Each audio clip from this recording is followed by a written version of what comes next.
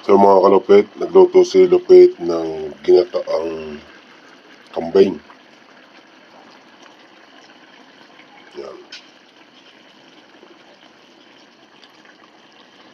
Sa kawali ko guys, niluto para maglatik ang kanyang pagkagata.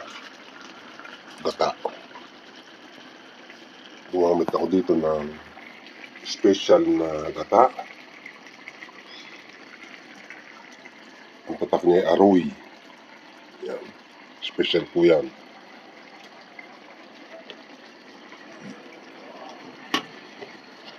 Pinakamahal na patak na coconut milk dito sa Italia. Aroy.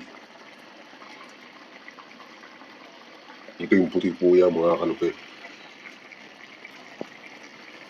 Napakasarap po niya. Ginataang kambing.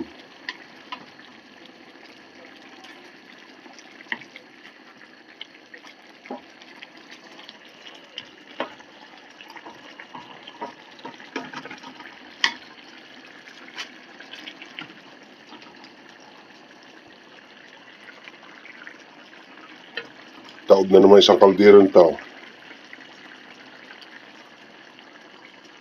Ginataan sa kawali ni Lupit.